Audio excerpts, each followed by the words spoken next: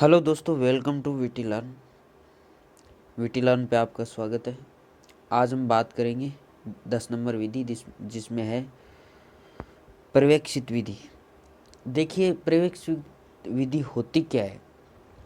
अक्सर आप जब छोटी क्लासों में पढ़ते थे या 10वीं 9वीं 8वीं 12वीं, जब भी कई बार हमारी स्कूल में एक दो टीचर नहीं आते थे तो वो दो क्लास को मिक्स करके बैठाते थे। और बीच बीच में जैसे मान लो 9वीं और 10वीं ले ली, उनको क्या करता थे शिक्षक, हमारे गुरुजी थे, वो आते क्लास में और एक 9वीं का फिर एक 10वीं का, ऐसे मतलब होशियार बच्चे को पीछे आगे पीछे, मतलब एक निरीक्षण रूप में निरीक्षण करते हुए वो बोलते हमें कि चलो आप लोग ऐसे करो कि इस पाठ का ये प्रश्न याद कर लो और मैं सुनूंगा, है ना। अक्सर आपने ऐसा देखा होगा। आपको सेल्फ स्टडी करवाते हुए टीचर सामने बैठ जाता और बोलता कि तू इसका ध्यान रखना, जो बोलेगा कोई बोलेगा तो तुझे बताना है। मतलब एक एक बच्चे को बोल देते थे कि तेरे पास वाला भी पढ़ना चाहिए, तुझे ध्यान रखनी है इसकी। और टीचर क्लास में आगे बैठ जाता था। अक्सर ऐसा आपके जीवन में हुआ होगा। छोटी क्लासों में आपने देखा होगा। बस नॉर्मल बात उस व्यवहार पे हमको समझना है पर्यवेक्षित विधि होती क्या है। ये इसकी शुरुआत अमेरिका से विद्वान थे जॉन डेजी मोरबल 1972 से की थी। अब देखते हैं इस विधि में क्या है क्या नहीं है। पूर्व में दो विधाएं प्रचलित थी, यानी पहले दो विधाएं प्रचलित थी, निरीक्षण एवं अवलोकन। इन दोनों विधियों का व्यवहार निम्नवत था। बालकों को नियंत्रित वातावरण दिया जाता था और बालकों को स्वतंत्र वातावरण दिया जाता था। ठीक है। अमेरिकी विद्वान जॉन डेजी मोरवल ने सन 1972 में इस पर विचार करते हुए इन दोनों विधियों को, कौन कौन सी दोनों, देखिए, निरीक्षण और अवलोकन, ठीक है, दोनों विधियों को मिलाकर एक नवीन विधि प्रस्तुत की जिसे हम पर्यवेक्षित विधि कहते हैं।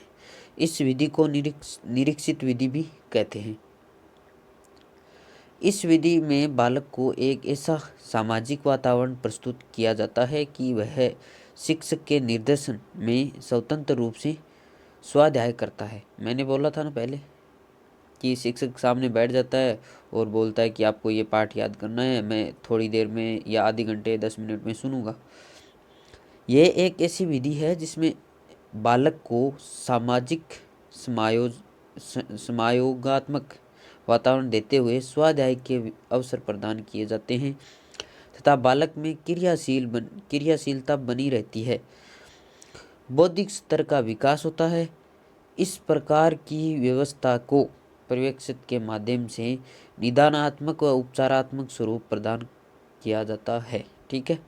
अब देखिए, बाइनिंग नामक वैज्ञानिक थे या शिक्षा शास्त्री थे। उन्होंने क्या बोला है, इस विधि की परिभाषा दी है एक, ये बहुत ही महत्वपूर्ण है, आप देख लीजिए। मेज या दराजों यानी कुर्सी, मेज के आर बार बार मेज या दराजों के चारों ओर बैठे शिष्य या व्यक्ति जब शिक्षक के नियंत्रण में वातावरण स्वाध्याय करते हुए यह पर्यवेक्षित विधि है। नियंत्रण में या उसके वातावरण में स्वाध्याय करते हैं शिक्षक के। ठीक है। अब देखिए, इसमें बैठक व्यवस्था आप देख सकते हैं पर्यवेक्षक विधि के आरेख के रूप से। मैंने एक ये चित्र आपके सामने दिख रहा होगा, ये आरेख बनाया है जिसमें शिक्षक बैठा है। और देखिए, इधर की साइड आप देख सकते हैं जिसमें ये देखो, यहाँ पे शिक्षक बैठा है। अब इधर वाले तीव्र बुद्धि वाले हैं और इधर मंद बुद्धि वाले हैं। ठीक है।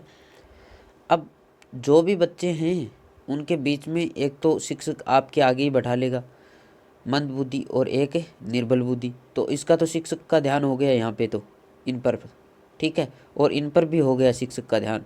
और तीव्र वाले वैसे भी आपको पता है कुछ होशियार बच्चे को बैठाते हैं, वो सामान्य बच्चे पर नियंत्रण रखेंगे और ये सामान्य बच्चे इस पे नियंत्रण रखेगा।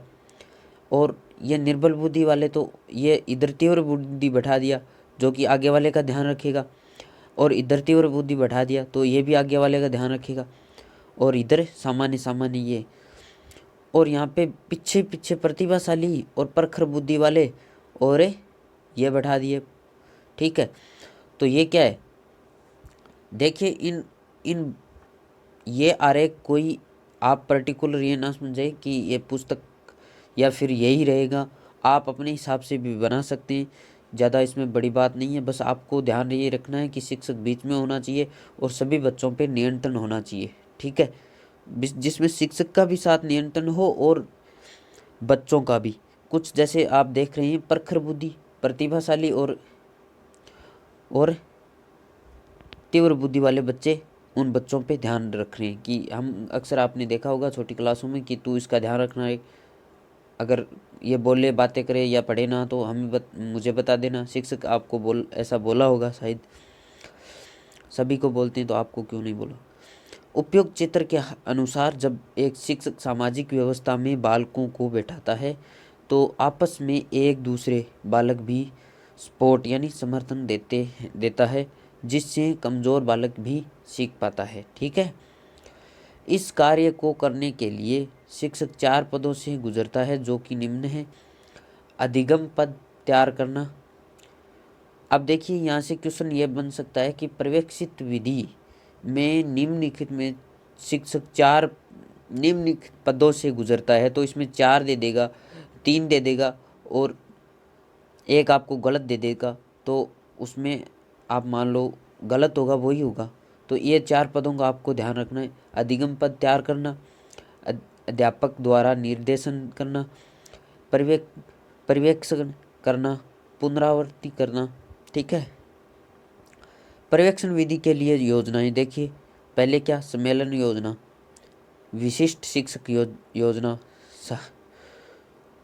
समसहायक योजना, काल विभाजन योजना, कितने समय तक का होना चाहिए, द्विकाल विभाजन योजना। ठीक है, 2 समय को 2 भागों में बांट देना। अब है सम्मेलन योजना क्या है, कक्षा के कमज़ोर बालकों की समस्या का समाधान प्राप्त करने के लिए बालकों का सम्मेलन आयोजित किया जाता है।